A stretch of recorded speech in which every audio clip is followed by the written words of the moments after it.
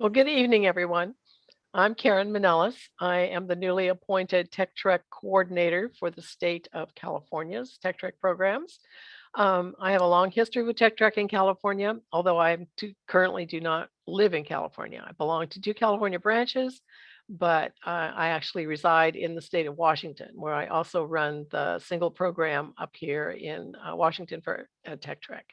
I started out with Tech Trek when I was state president in 1998 as a dorm mom at the first Stanford camp. I went back immediately after that program and contacted Cal State University campus people to see if we could get a replicate program going on that campus starting in 1999, and that's what happened. So from 1999 to 2007, I was the coordinator or the camp director for the Fresno camp, where we grew from 50 girls to, I think we had a maximum of about 94 girls one year was our top amount. And also helped to coordinate the rest of the program in the state of California, along with Marie, as the number of camps grew. That first year, Stanford was the only camp. The second year in 1999, there was Stanford, San Diego, and Fresno. And then it was 2001 again before camps grew. Um, I've served as kind of a quasi program director or coordinator for the Tech Trek program in California before I moved up here to Washington. And then when the national program started in 2012, Washington applied for a grant, and I have been the director of the Washington camp for a couple of years, and now I'm program director for that program. So I do have a long history with both California and with Washington and with Tech Trek at all levels. And I welcome you and thank you so much for all that you do in the branches. If it wasn't for you as branch coordinators, there would be no Tech Trek, because you're the ones that have feet on the ground and are the ones that are actually finding these girls, working with the faculty at the schools in order to find the wonderful girls that we have at Tech Trek. Next slide, please. So today or tonight, we're going to look at several things. And I know there's a couple of questions posted already about what might happen if certain things happen. We're going to do a little bit of review, and most of you may have already seen the report from the virtual camp in 2021, talk about 2022 plans, and then talk about both the Tech Trek of the Future Task Force and what they have come up with, as well as the establishment of the new Tech Trek Committee for the state of California. And then we've got an open agenda. So let's get right into the recap of the 2021 camp. So in the 2021 camp, there were 624 campers that attended over 3 weeks of camp. This is approximately 70% of the normal amount of campers we have in in-person camps. Normally, we have between 900 and 1,000 campers in-person, so it was a little reduced with the virtual camp. There were 229 volunteers over those 3 weeks. Some of those volunteers volunteered for all 3 weeks. Some of them only volunteered for certain time periods during the 3 weeks. Approximately 10,000 hours of prep time. I think a lot of that was Mary's time, although Mary said she didn't really track her time. It was others' time that she was tracking in that statistic.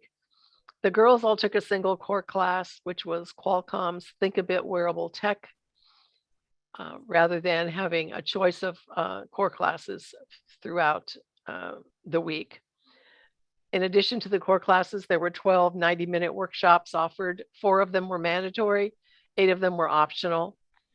And 4%, about 25 of the campers, achieved what Mary had termed a super STEMinist status by attending all offerings. In other words, they attended their core class and they attended all 12 of the workshops. And I think Mary has or is in the process of notifying those branches of those girls that had that status. And then each day they met with professional or women professionals in the STEM field for a daily inspiration hour, when they were able to talk and hear from professionals about how they got into their professions, what it took and what it takes to stay in the profession, and how much they love it. Next slide, please. Okay, 2022 camp plans. The camp directors met earlier this month and will be going a little bit over of what they have determined will happen or what our plans are. There's both a new program director, who is me, and a financial liaison selected by the state. And that's the financial liaison is Susan Steckler out of Sunnyvale Cupertino branch. There's a new Tech Trek committee in place that has been selected. We met last night as a committee for the first time.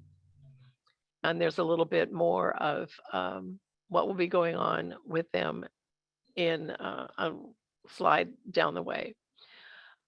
Current plans for 2022 are that we will have all in-person camps. That, of course, is based on how this pandemic does, what the campuses tell us, and a number of other things. But right now, the camp directors are totally in support of doing in-person camps in 2022.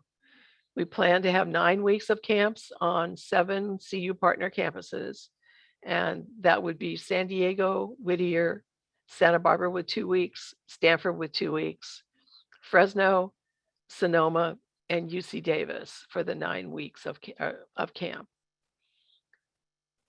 UCSB has told us that we could do a 3rd week of camp on that campus if we can get the faculty together for that. The current director for Santa Barbara has determined that we would need a separate cadre of people to do that 3rd week. She doesn't think that the staff who does the 2 weeks of camp back to back would be willing to do a 3rd week or would be up to doing a 3rd week.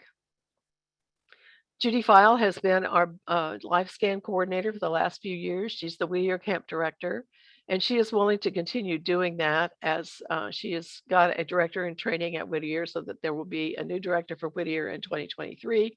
But she's still willing to do the live scan background and be the live scan coordinator. We are still looking for someone to replace her. So if there is interest out there in doing that function for Tech Trek, we would love to hear from you to get someone else involved. And we're also looking for a or assistant director or a director in training for Stanford Curie. Pat Ivester, the longtime co-director at Stanford, has moved to Michigan and feels that even though we know that it's possible to virtually lead camps from a distance, that it would be better if there was someone on the ground.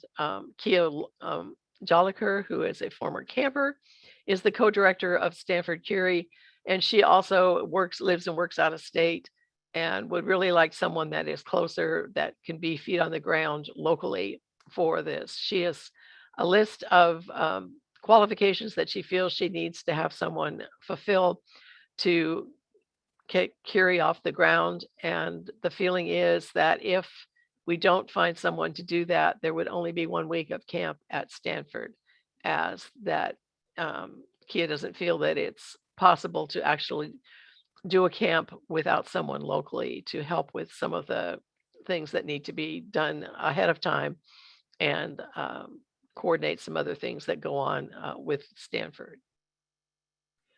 We are researching software platforms to switch to electronic forms.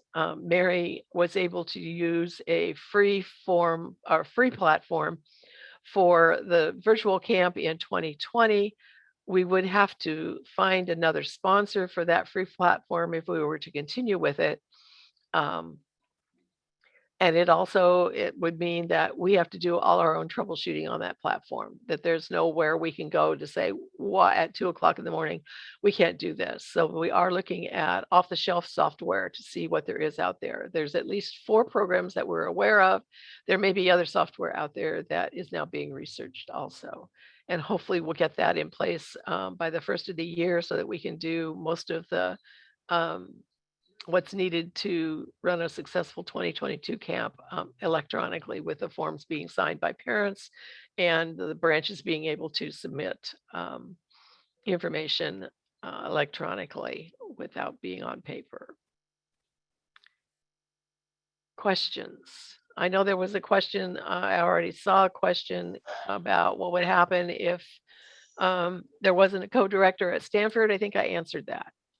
The feeling is that there will be just 1 week of camp at Stanford if there is there isn't a second person to help with the Curie week.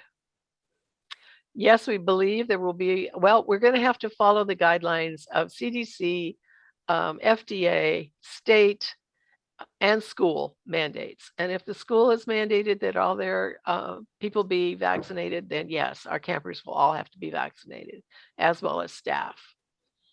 There should be a list of the camps on the website. I believe that they're listed there. Karen, there used to be a list. We used to have a posting for each of the camps, which came down last year when we had just the virtual camps. We need to reestablish that. We never reestablished that. Okay, well, we'll get that fixed. Okay, the 7 campuses again are UC San Diego, Whittier College, UC Santa Barbara, CSU Fresno, Cal State University Fresno, Sonoma State, Stanford, I forgot somebody. UC Santa Barbara, did I say that? UC Davis. I'm missing somebody. I only came up with 6. San Diego, Whittier, Santa Barbara, Fresno, Sonoma, Stanford, and Davis. That's the 7. So it looks like we have a lot of questions in the chat, in the Q&A right now. And I'm wondering if Dawn has kind of pulled any of those together for us, and she could read them so that people know what the question is that was being asked. I can see what you're working down, but I'm not sure everybody else knows the question.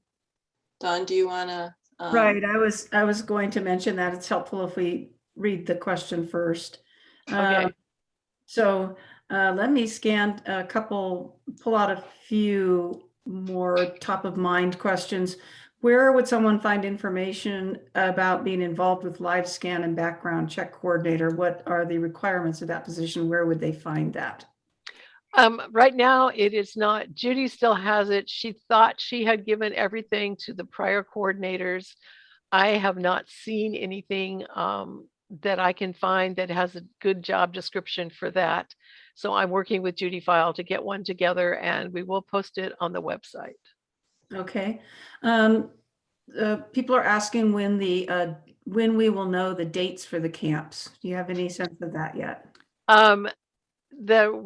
We're working with the universities. They are slower to respond this year because of the fact that they've been closed down and are restricted in some ways to get their programs up. No, we do not have dates.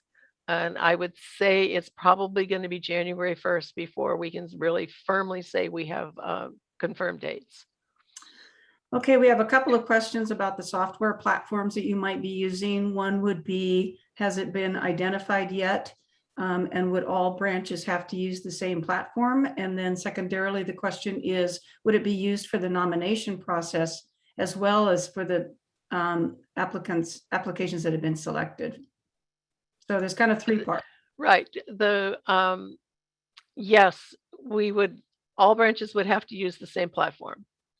We want one consistent thing being used across the state. And this will also help us with data gathering and data tracking of former campers afterwards. We want to kind of include all of that in. And we're hoping, the ideal is to start with the nomination process and go all the way through. We don't know whether we can actually get that from off-the-shelf software, but that's our goal, is to find something that would do it all. Okay, great. Just a secondary question on the COVID vaccination requirement. They're asking if it would be on the application. Yes, it will be on the application, the same as the MMR is. And do you anticipate at this time that if it's too difficult to pull off in person, would you be going virtual? Or no, I think we could switch more easily to virtual than we did in prior, then we've got a year under our belt in virtual, and yes, we could pivot much more easily than we were able to do in 2020 when we did cancel everything. Okay, a couple of questions about the Stanford camp. Would it be the Curie? We don't know. We don't know whether we could just call it Stanford or whether we would designate whether it was as Curie or Hopper. Be Okay, a combination if it was, because it's still, it would probably cut us down to only 80 to 90 girls at the Stanford campus rather than 160 to 180. We're not sure that we can expand because of our ability to get other accommodations on campus other than what we've already had in the past. there's a couple of questions that you may not have the answers to yet. One is that whether you think the residential camps will be full, and another is, do you have any idea what the cost per camper might be, for example, for UCSB? You're exactly right. I don't have the answers to either one of those questions right now. Okay. And we are still having some questions about the actual list of campers and their sites. People are trying to write that down. So they're asking if you could repeat that again. Is there a place that can be found on the website yet, Sandy? No, they took it down last year because of the virtual. So it's Yeah, not. we can put that back Yeah. up on the gonna website. put I it think back. that's probably the Yeah, best. I think that's place the quickest and easiest way to do it, right? Yeah. But no, I haven't done it in the last 5 minutes. No, I know. I guess my question, I guess it should have been, will we be posting that, in the near future so people can look? They're also asking if there's going to be an outline of important dates and requirements that can be shared with teachers. Will that be? Yes, that probably won't come out till about the 1st of December. Mhm. And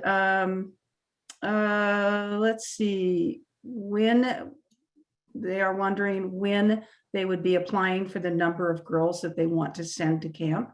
We'll talk about that a little bit later tonight, and there is a survey going out to you tomorrow. When we decide on the software platform, there's a comment to keep it as Simple as possible, right? Yeah. And then also wondering if there would be a cost for the branches that they would have to subsidize the cost of switching to the software platform. I would hope not. In fact, I would hope that we might be able to get some undesignated grant funding to fund the purchase of the software. Do you have any idea what the cost is? No, generally? I don't. I know one of the softwares I know was $4 per camper. Okay. Additionally, a little more questions on the actual process itself about the application, that when they want to know when they'll need to know the cues, which I assume is the essay question and the questions that will be on the applications. I don't see that there's going to be much change in the application form from the one that was used in 2019, as that was the last time there was in-person camps. The 2020 form was a little bit different because everybody was required to do virtual, and AAUW did change the forms. AAUW is the one that really drives the forms, although I've kind of driven AAUW through the national camps to get them out to us earlier if they're going to make any changes. The new STEM coordinator for AAUW did meet with the camp directors, although Tech Trek is not her primary function. Her primary function is to look at other ways that AAUW can impact STEM programs or create STEM programs. They had one this summer for high school girls, STEM Ed. That was a webinar series that they did with lots of hands-on stuff. So, but I don't know how much support we're going to get, whether there's plans to hire an intern or someone to work directly with the Tech Trek program coming up, but I kind of doubt it. We really haven't had anyone at the national level since April of 2020, when the last Tech Trek staff member left the organization. Right. So I don't know, but AAUW is the one that drives the forms, and we have to go with their forms. I have pushed back as a camp director for the national camps on some of the forms, and we in Washington have changed some of the forms and used them with AAUW's approval. But they stay pretty much the same. We don't know what kind of an essay prompt will be asked. I believe that as long I believe that AEW is open to us changing those prompts if necessary or adding additional prompts as long as the same prompt is used for all candidates for your branch. So this is coming. We're going to push as hard as we can to get this done and out so that we can get it out to the branches in December and you can get to your teachers in January. So I'm going to give you two more broad questions that have popped up a couple of times, and then probably we'll want to move on because maybe other questions will be answered in context. Right.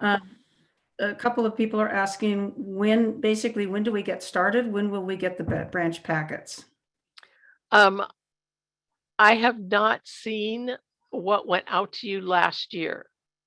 Well, I guess I have seen it. I think I finally found it on the drive, but I haven't looked over those forms. Normally, I think it goes out to you beginning of November.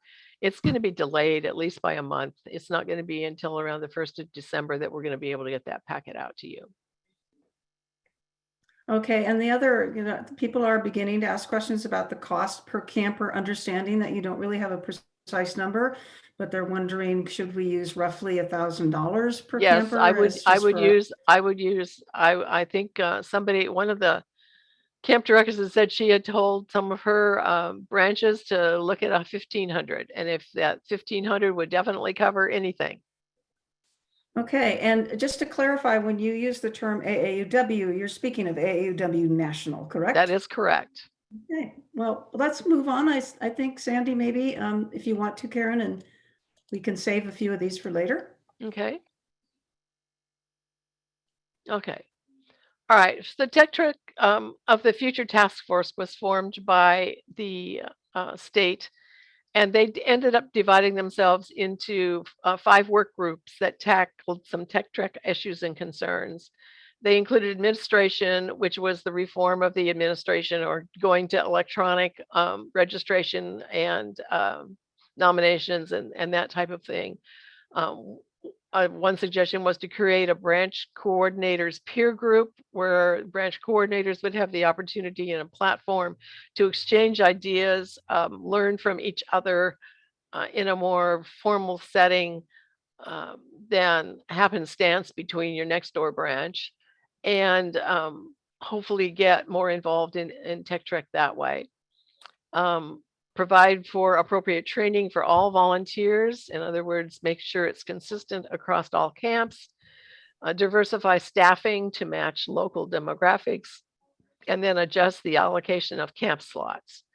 I've heard from some branch coordinators and camp directors that they felt the allocation of camp slots was good through the 2019 camps, but that the former director or the former program coordinators wanted to change that in 2020, and there was a little bit of an uproar over how they were going to do it, basically because of the loss of the Irvine campus as a camp site. So we're going to look at that, whether there should be any kind of allocation of camp slots and how that's done for the branches at each of the camps. It's all based on what the campuses will give us as far as accommodations, both classrooms and residence halls. How much can we afford to, how many girls can we afford to have on campus to keep the cost down for the branches? Next slide. Yep, we skipped a slide. Can we go back one, please? Thank you. One of the other task force groups was curriculum, where they suggested that we establish a relationship with other professional STEM organizations, both for volunteer help and instructors, etc., with Society of Women Engineers or the organization that is for computing for professionals, and some of the other STEM organizations that are out there that we could tap into for faculty, staff, etc.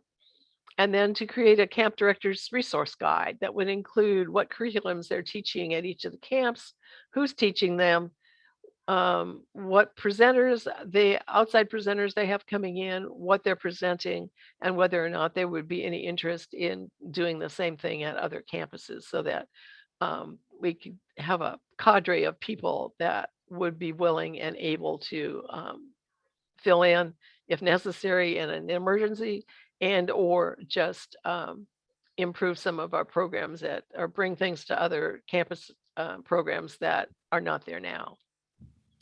And then looking at our print media updates, right now we've got a trifold. And that was the last thing that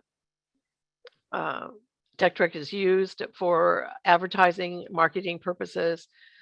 It's good to use for parents, for teachers, for potential funders, but a trifold is hard to send electronically. And if we want to update things so that it is more professional looking and electronic savvy to be able to send out, we need to do some updates. There also needs to be more camp director training and best practices for camp and staff evaluation. We're working with the statewide marketing committee to dovetail into any statewide social media presence and programs and guidelines that they come up with for social media. We need to set up a better and a comprehensive evaluation strategy for Tech Trek, better tracking of former campers, and update all of the camp websites.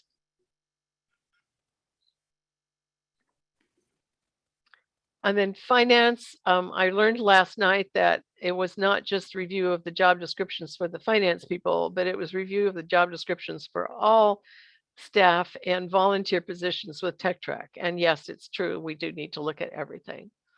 Revamped stipends, so maybe we can attract some younger women into being dorm moms. And since pay equity is a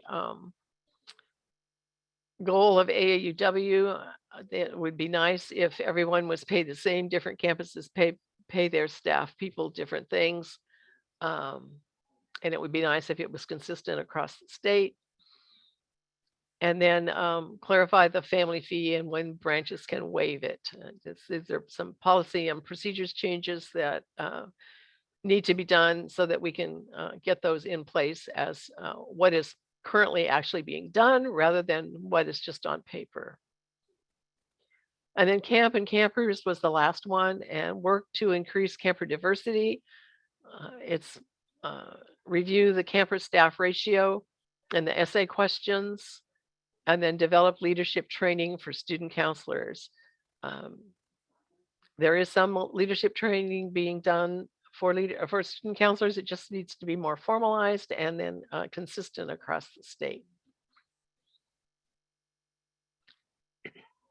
Next slide, please. Any questions?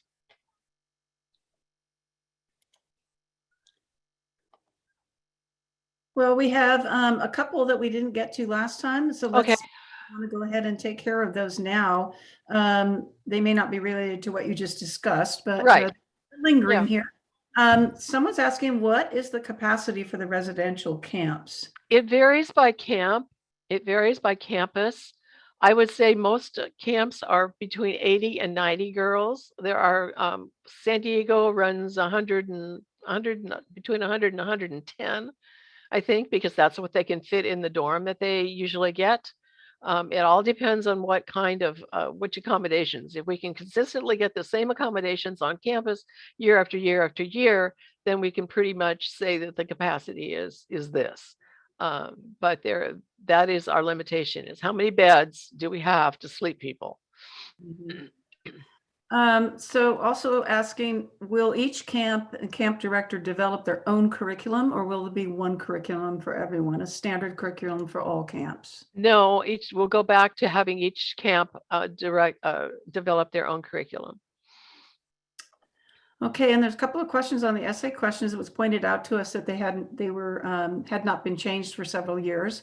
And one person is asking, would there be care taken to not exclude girls with learning disabilities with the essay questions. I imagine this is going to go back to the fact that national controls these for the most part. So Right, right. And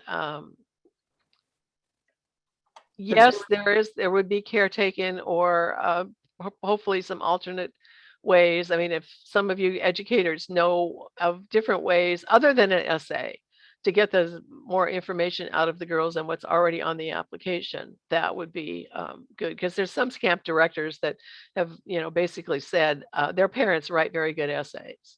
And in some cases, you can tell that the parent has had a big influence on an essay that 11 or 12-year-old is writing. Oh, yes. I've read them and scored them many, many years. Right, right.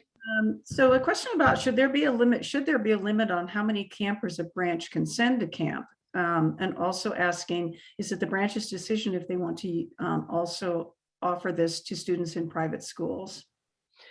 Our emphasis with the Tech Trek program has always been public schools because AEW supports public education. But yes, there's no reason that you cannot also go into private schools and seek candidates there. But again, the emphasis still should be on public education. There was another part to that question, and you need to repeat it for me, please. That was, oh, pardon me, I just dismissed the question, so let me look at it. A limit on how many campers a branch. Well, there kind of is a limit, and that's because that's where we come in with this allocation thing. There is somewhat of a limit because we are limited capacity on the college campuses.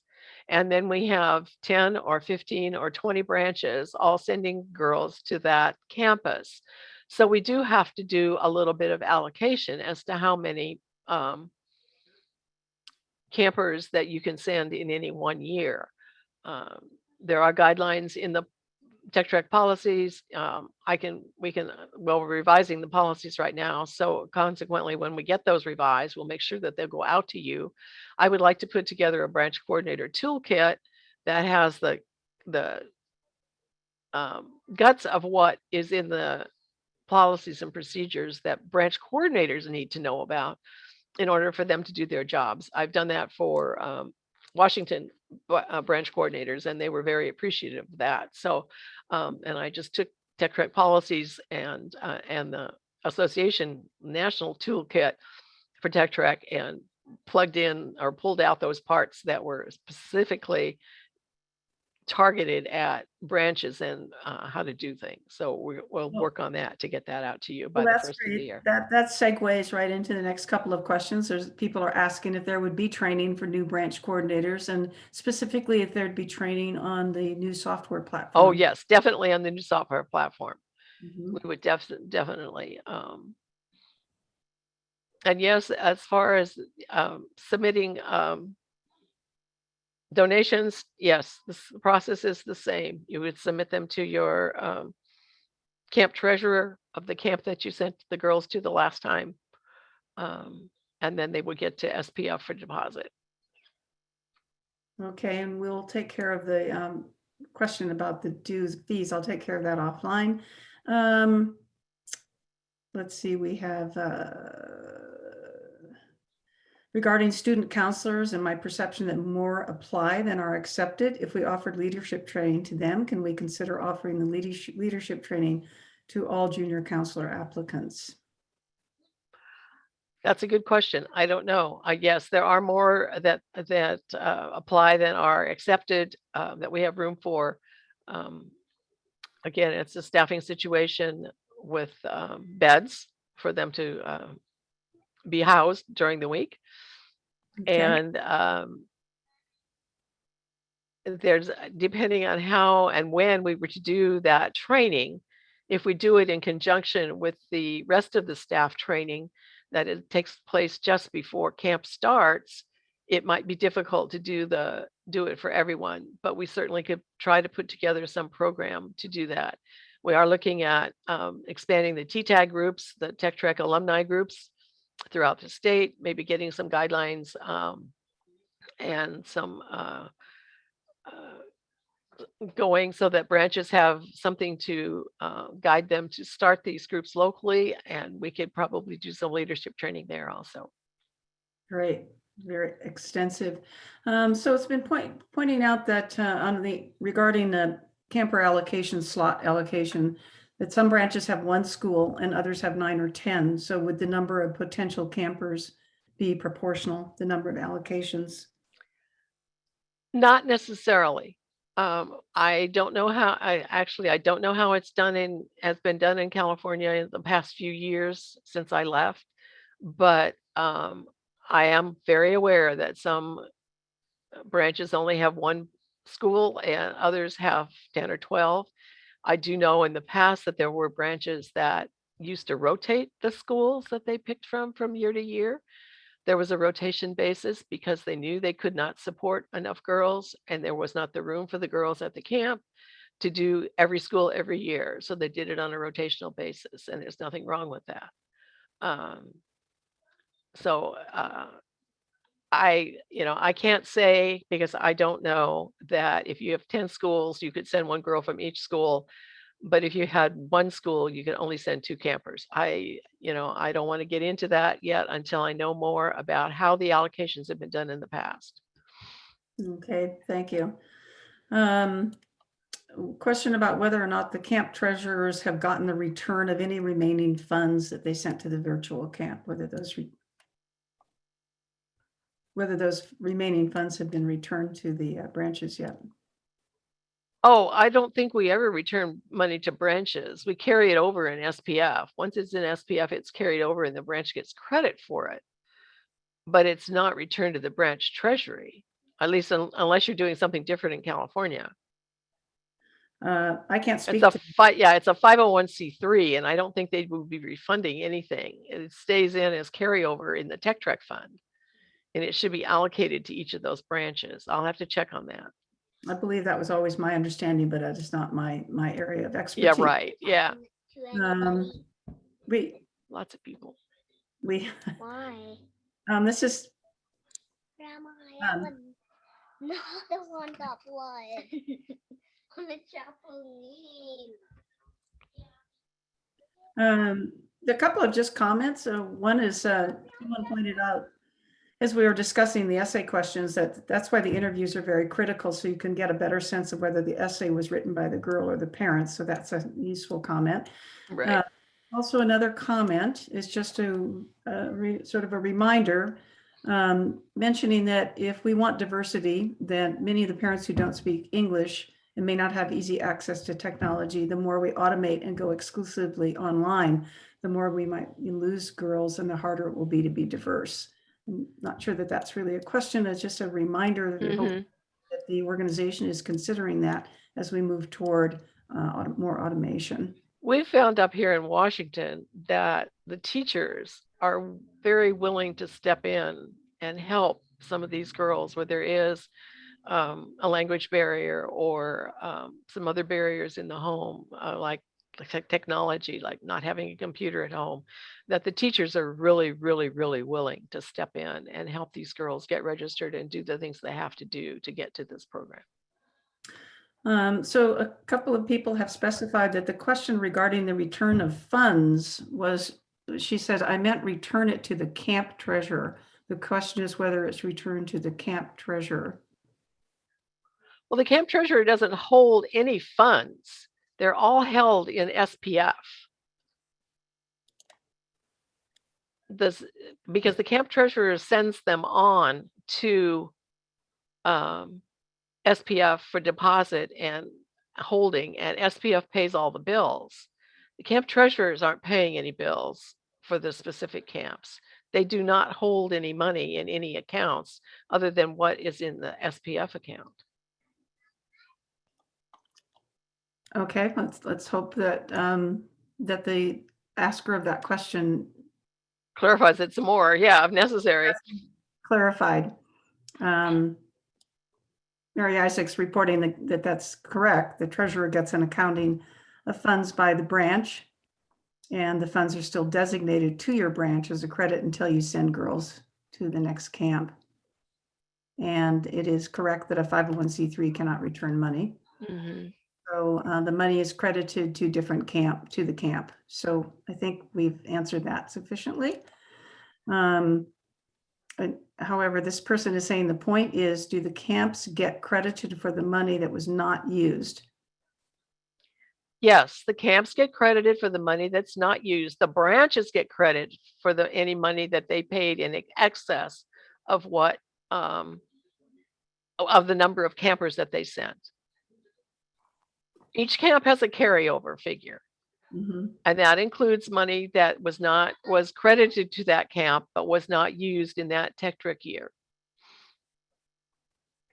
So it's Okay. carried over to the next year. Yes. And from what I've seen, Tetrec statewide has a very healthy carryover. All right. Well, we just got the message that yes, now she has the answer. So you've clarified it to her. Okay. So I think we're completed with that. Someone else offered regarding the interviews and essay questions and so on, that the interviews are helpful in evaluating whether or not the essay was written by the student. And someone also commented that they used Tech Trek alums to help with the interviews. Mhm. Makes the girls more relaxed. It's sort of an interesting idea. Let me see if there's anything else, or why don't we go ahead and maybe go on? Okay. Slides, and I'll clear up a few of these. Thanks. Okay, there was a new Tech Trek committee prior to this year. For the last, I'd say 5 to 7 years, there's been a project oversight committee that has been part of AEW California structure, and they took a look at and were the oversight committee for all state programs. That would be Tech Trek and Speech Trek right now at this joint. But the administration that's in now decided that instead of having one committee, that they would create a Tech Trek committee that was solely dedicated to Tech Trek, and that maybe understood Tech Trek a little better than a general oversight committee would understand it. So the Tech Trek committee was appointed in late July. We had our first full committee meeting last night, because Susan and I, the financial liaison, and I were not appointed until October 1st. So we had not had the pleasure of meeting with the committee. The goal of the committee is to use input and expertise from AAW California and Tech Trek communities to advance and strengthen the Tech Trek program. And we've established some work groups to tackle the following issues in 2021-22. I changed this slide just before this meeting, but the new one did not pop up. So I'm not sure where Sandy pulled this from. I thought I had changed it. But yeah, last night we decided that background checks is a specialized area, and we're kind of going to take that off the list because we've kind of got that covered at the moment. We think we know where we're going with that one. And we added a work group or a group to tackle training.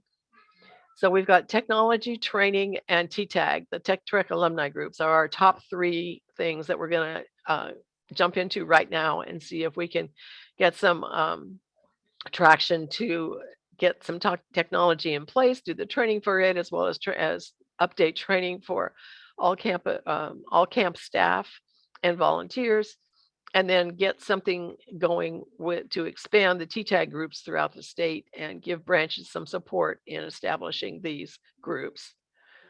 Then the social media group is working with the marketing group, that is a task force that is also looking at social media, a broad scope of social media programs for statewide AAUW, and we want to dovetail into that with our Tech Trek stuff.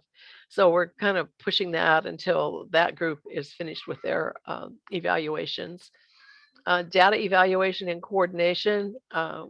We need to develop some kind of a long-term strategy for evaluation, and that's better than what we've got and we've had in the past. We're hoping that we can dovetail this in with the technology that we select, so that can track campers a little more easily, and possibly even have, if we start at the nomination process and all names are put in, we would then end up with a control group of girls who did not go to camp, as well as those who did. So we've got fingers crossed for a lot of things, pie in the sky. We're just going to have to see how it comes out. Grants right now is more of a coordinator position, and we've got someone on the committee who's willing to do that, and that is to coordinate the asks of the branches throughout the state. We don't want 10 branches going to the same funder, each asking for $1,000, when maybe we could get a $20,000 grant that would be spread over all of the branches if we went in with one concerted effort on that. And then also look at new sources of funding. Any questions on that? Well, let's go to the next slide. I think that's just a list of the Tech Trek committee members. Good representation from throughout the state. Some of them have a lot of Tech Trek experience, some of them a little less. Rebecca Jennings is the current camp director at Fresno. She's been there for probably 10 years. Roseanne Child is a former director of the San Diego camp. Melanie Chancellor is the parent of a girl who attended in 2019 and now is involved with it and really wants to get T-TAG going, as does Eleanor Lavender. Anita Massey is going to work with the grants program. Kathleen Retta and Lisa Barney are both interested in the social media.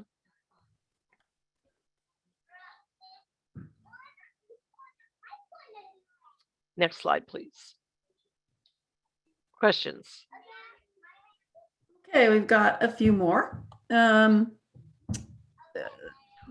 Would you consider letting the branches use paper applications for the selection of campers and then begin using electronic platform for the submission of? Yes, we may have to, at least in the beginning, we may have to, because we're not sure we can front load all of that other stuff onto off-the-shelf software. Okay, and just following up on what you just mentioned, they're wondering, do we understand that branches should not look for grants, that it will now be a state task? No, you should look for grants. We just don't want all branches in a same geographical area going after the same funder separately. We'd like to see some coordination with you going in with maybe for a larger grant. But again, it would be a regional type of thing where you would all get a little bit of the bucket of whatever you got. We've done that successfully up in Washington, where we go to funders in a county, say, and if there's 5 branches in the county and they give a $10,000 grant, then each of the branches get $2,000. But it sends a couple of campers that they might not otherwise have been able to fund. So that's the reason we kind of want some coordination in that, to know if you're going out for any grants, and maybe you're only asking for $1,000 or $2,000, whereas if 3 or 4 branches were to go together and go to the same funder, you could ask for 10 or 20, and get funded for that. So. Great, thank you. And so the follow-up question to that is, they're wondering if the state does get a Tech Trek grant, how would it be allocated to the branches? It would depend on what the funder wants. We have gotten a couple of grants from a foundation in the last few years that was unrestricted, essentially. We could use it for whatever we want. My goal, my dream is that we would get another one of those from some funder, and that would do the purchase of the software that we would pick. And so there wouldn't be any cost to the branch, and it wouldn't impact the individual camps in raising their, at least for this year, it wouldn't raise their fees for that camp. But I don't know whether or not we can do that. But if there were to be statewide grants, it would be up to the funder whether they wanted it to fund a particular camp, if they wanted the funds to go to branches within a particular geographic area. Then whatever the grant is that we get as a state, we would divide it equally between those branches in that area that was covered. Great. I've got two more questions. I'm sure many more may pop up in a moment, but this one is a rather broad question. So the question is, what is the general direction that potential girls' qualifications are judged by? Is it grades only, teacher recommendation only, other? That's a very broad question, I know, but do you have a couple of words on that? I think it's the sum of all of them. It's the teacher's recommendation, the essay and the application, and the interview. And whether or not, I mean, there are girls that do end up at Tech Trek, and they may be successful, they may not be successful, but they're the ones that um, are going to 10 camps during the summer. They're at a different camp every week. Uh, do we want to avoid those girls? Not necessarily, but sometimes they aren't the best campers. Um, so we do want to have a little bit of knowledge of what the girls are doing and how they're doing it. But it is a combination, and the rubric that they have used in the past for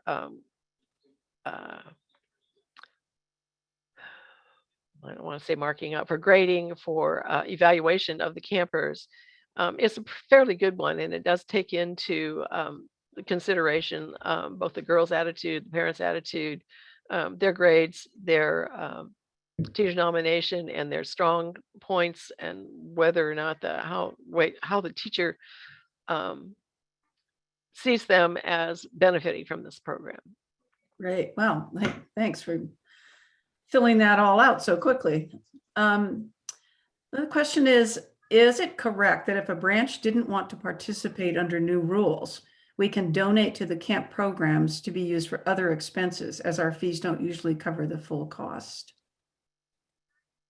If you Okay, let me see if I understand the question. If you are not selecting campers, can you still donate to the camp that your campers have gone to in the past? Yes. There's no reason that you can't, and you could designate that it's for a field trip, or that it's for snacks or whatever. Or you could just say it's for expenses that aren't covered by anything else. We do a pretty good job, and we do have, like I said, reserves. So we do cover the costs pretty well. Nobody goes in the red. If they go in the red on an annual basis, it's very little. It's a couple of $100 of current year income over current year expenses. And then of course they've got the carryover to cover that, so that we still stay within the amount that we've are charging, or the camperships are set at. Okay, and she added a slight clarification to that question just now. If we're not selecting campers and the money is already there, I think. Oh, okay. Well, yeah, you could designate that, or it will just stay there for your branch to use in a future year if you do decide. You would have to release it. If you're not selecting campers, you would have to release it. At least my understanding is to the general program of that camp in order to be used. Otherwise, it would just stay in your branch account within the camp financial records. Okay, great. So back a little bit more on the qualifications for students. The question is, do we need to start asking teachers for the nominees' GPA? Our branch is not in the past. No. And we say we don't want the straight A students necessarily. We want the girl with the B average, or a C+ average, who, if she was pushed a little bit, would go to a B or an A. The girl that has the spark, that shows that she has some interest in STEM fields, in science, in math, and that she would benefit from this program. We don't want all straight A students. We want the girls that will benefit from this program, whether they're getting Bs or As. And no, we don't need to have their GPAs. Great. So there's just some confirmation from some folks that the camps, the Stanford camp in particular was mentioned, do need some additional donations above and beyond the fees. Right. Yeah. Okay. Stanford is very expensive. Right. So the question is, should we remove all of our prior years packet information from our computers? If not, what should we be saving? At this point, I don't know. I have to go back and look at what was sent out last year. Well, probably anything from the virtual. Well, I won't even say that because some of those forms were still the same as they were for prior years. So hold that thought. Don't delete anything yet. Okay, and you talked about data evaluation as part of the committee's task. Mhm. And the question is, who would be evaluating that data? How would it be used? And what privacy measures would be taken? Well, right now, AAUW has all the camps, both national and California camps, complete what we call a pre-survey and a post-survey. The girls usually take these on campus the first day that they attend. And they're more of a screening. Do you like science? Do you see yourself as a scientist? Do you that type of question? And then the one at the end, it does ask some more open-ended questions about what core class did you have and how did you like it, and a little bit of more essay type questions where we get a lot of good feedback from the girls as to things they liked and they didn't like. So we're getting that, but there's nothing that really has been done with that. California has funded a couple of surveys outside of what AEW has done. AEW did a survey, I think in 2012, that used California data because at that time that was the only data they had. And it was called Igniting the Spark. I hesitate to post these old things on the website, but they are available in, there was also a study that AEW paid for, AEW California paid for, that they went out and surveyed 1998 through 2001 campers in 2005. It was after everybody turned 18 so that we could contact the girls directly and didn't need parent permission to do that type of survey. We got actually a pretty good response, and the information was good that we got from that. But Right. we didn't have a control group. We didn't do any girls that didn't attend Tech Track. These are all alums, so we don't have that data that would make a longitudinal study really nice. Yeah. To show the difference between those girls who did attend and those girls who didn't. But so I don't know if that answers the question completely or not. Read me the question again and okay.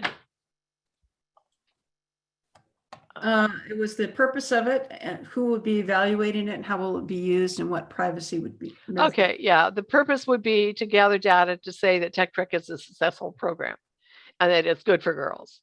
That would be the upshot of it. Yes, privacy would be protected because if they were under 18 in doing these surveys, we do get parental permission to use them in a survey, and we don't ever use names. They are all anonymous surveys, even the ones that are taken at camp. We assign numbers to represent the girls. If we wanted to go back and we could tag, well, we can, and we do that so that the beginning, the pre and the post can be compared for the same candidate, but because we use the same number. So we do have a matching pair of data. AEW did hire an outside evaluator when they started the national camps in 2013. And I think she had a 5-year contract and has executed that contract. I have not seen any we get individual data every year for each state or each camp, but not anything that is broad nationwide. Since that evaluator happens to be in Washington, AEW Washington or Washington Tech Trek went to them and had them do a 5-year data analysis of our camps from 2013 through 2018, just within the last couple of years. And of course, we've got a report on that. And again, the bottom line is the Tech Track program is good for girls. But again, we don't have any control group to compare it to. So that's what we really need to do. Great. So I just wanted to, someone was asking if the branches can see the surveys that are completed by the girls, and the comment was added that the surveys don't have the camper's name on them. Right, they don't. But can the branches see any compilation of the data or the answers? Well, I can certainly show you what the Washington girls are answering the questions, because I could send out that that evaluation that we did in Washington State, and I don't think that California's would be much different. Okay. The question is, will our deadlines be extended since everything else is coming a little bit later? And also a thank you to you for taking on this huge task, which I'm sure a lot of people could agree with. After having started to do this in Washington, I started looking at that calendar and getting all the questions from parents about, have we missed a deadline because we haven't heard anything.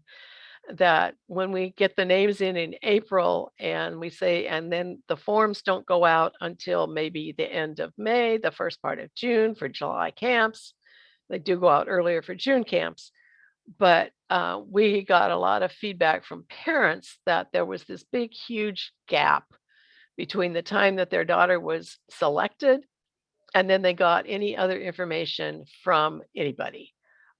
They sometimes would go back to the branch and ask. Sometimes I'd get email, or the state would get email saying, have we missed a deadline? You know, we've been watching and we haven't seen anything. Well, no, you haven't missed anything because nothing else has gone out.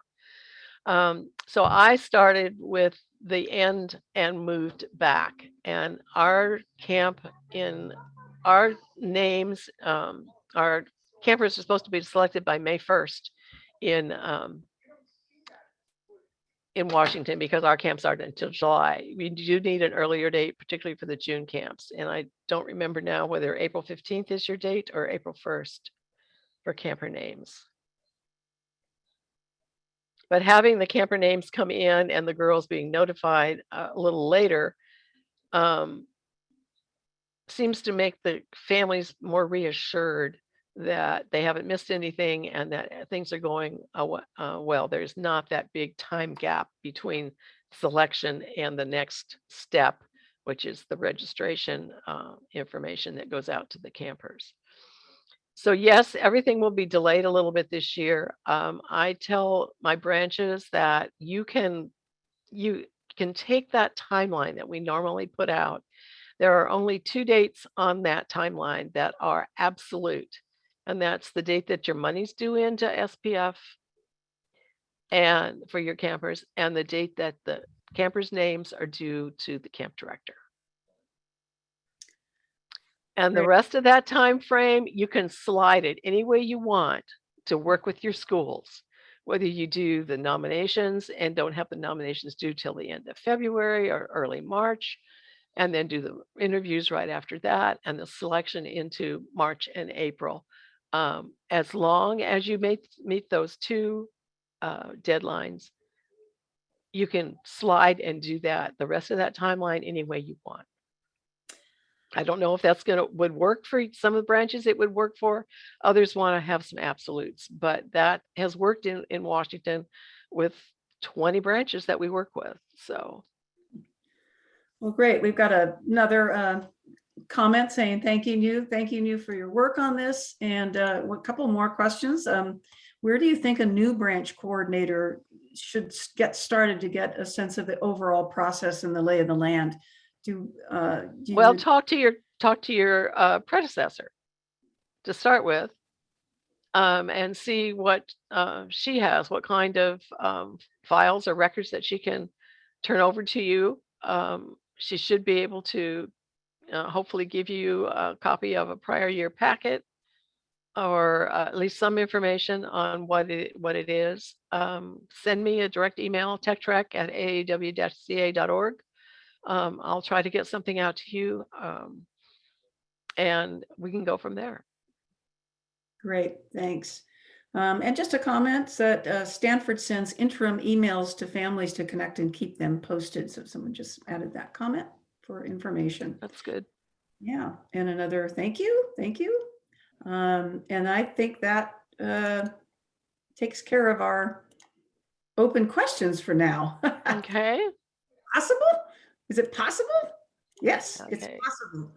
Okay. So one of the other first issues that we want to tackle is this branch coordinator peer group.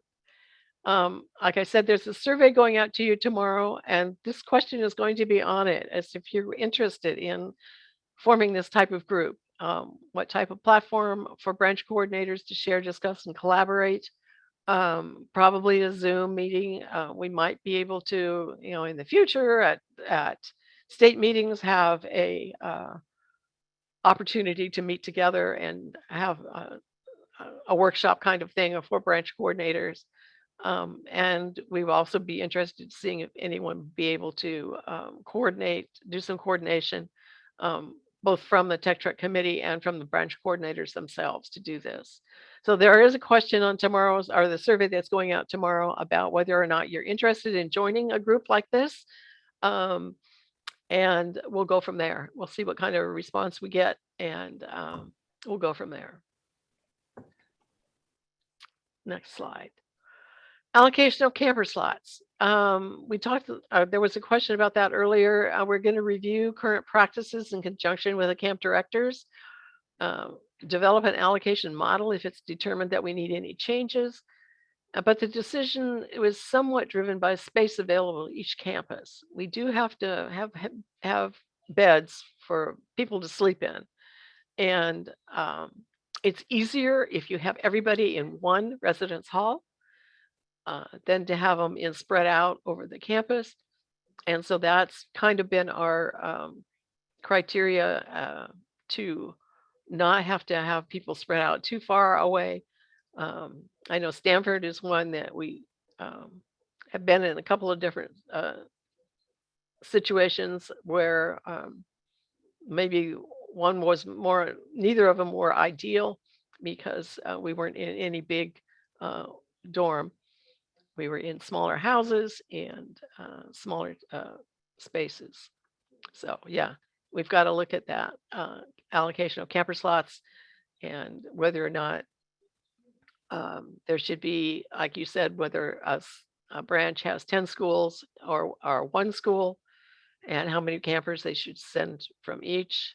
After we had 10 girls from one branch 1 year at Fresno, I decided that that was an absolute limit for any one school to have that many girls because they clicked together. Even though they were spread out all over the dorm groups, they still ended up all in one group for most of the time. And it wasn't an ideal situation. But it was a small school. They all knew each other. They were all good friends. And so they didn't socialize as much with other people as a lot of the other girls who were one of two girls or one of three girls from the same area. But so there's that to think about. There's that, the number of schools that you have to draw from. How much involvement does your branch have in providing any volunteers on campus? There's a lot of things to go into this equation as to whether or not we instituted in Washington a limit of 7 campers per branch, or at least for any more than 7 campers per branch, you needed to supply at least a one door monitor or a teacher from your branch, somebody that's an on-campus staff. And then you can send more campers. So we have branches that send 10 and 12.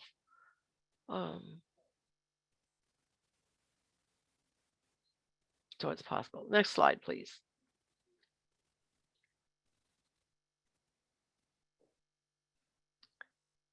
We're reviewing the current practices in conjunction with the camp directors and the branch coordinators to evaluate our online or to evaluate and establish an online nomination and registration process, and evaluating the off-the-shelf camp management software. We hope to have that done very quickly, and possibly something decided on by the first of the year, so that we can start implementing January 1 and getting training done so that you can get up to speed on using that software. Next slide. Okay, questions? All right, we have a few more. You know, as soon as you clear it, people, we just can't get on top of it. Actually, some good news is regarding the question that someone asked, if they're a new coordinator, how do they gain, sort of get an understanding of the whole process? And that's already been mentioned that IBCs could offer support to new branch coordinators, match them up with ones. And then also someone directly answered the questioner and said, I'll reach out to you next week and give you a hand. So because they're sending them to the same camp. So that's Good. the AEW family at work. Right. The question is, someone mentioned we were limited to 2 girls per school maximum. Is this state policy? I don't know that it's in policy, as a written policy, the number of, it would depend again on how many schools you're drawing from and what your limitations are on funding as a branch, because that sometimes drives the number of girls a branch can send. So I don't know that answer right now. Okay, and along the same lines, some was mentioned one year we were asked how many 7th grade girls were in the school districts we drew from, and as a result, we went from being allocated 2 to 3. I have no background on that. I don't know if that was something that was done in 2020, and that's why the allocation process was in the process of being changed. Much to the consternation of some of the camp directors, but I don't know. And then the camp got canceled for 2020, so I don't know. Right, and then Mary Isaacs contributed. Less than 10% of California branches have to deal with multiple camps. The rest only deal 1-to-1. So allocations are pretty locally felt, and that there's no specific branch allocation or school in San Diego. So just some commentary on that. Right. I don't think any of the camps limit there. Like I said, I did decide that if a branch were ever to send 10 girls again, that I would kind of like to have half of them go to a different camp, because of when you've only got 80 girls total and 10 of those are from the same school, you have a clique. Right. And once again, we're being asked when the packet of information or the toolkit would be available. And I know that is still. I'm looking at a December timeframe. That's all I can tell you. That's what I thought you had said. I just wanted to double check. So I think that we have addressed any that are specific questions here. So I'd say those are addressed. Okay, I think there's one more slide, and it's just got my name and my email on it.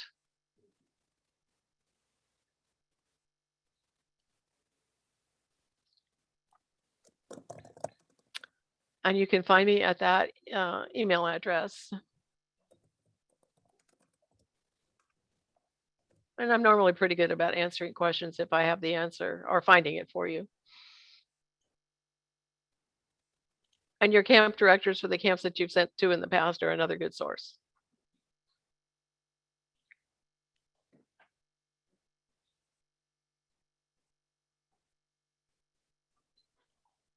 Karen, a great job. Well, thank you. Yeah, you answered, we had 81 questions. Wow. So kudos to you and to Don for running through those so quickly, even though some of them were a little bit duplicative of other ones, but we got through all the questions. So think we're at the end here. I Mhm. haven't seen And any this- questions yeah. pop up since we stopped. We have a lot of people saying bravo, thank you, thank you, thank you. So let that not go unnoticed. Right. Well, that concludes the session for this evening. This video will be posted on the website in the next 24 to 48 hours. And so you can find it if you go up to the top menu bar under webinars, 2021-2022 webinars, you'll see Tech Trek Branch Coordinator Update. And if you click on that, you'll find the recording and this presentation listed there. Thank you, Karen. Thank you. Good night, everyone. Have a good evening.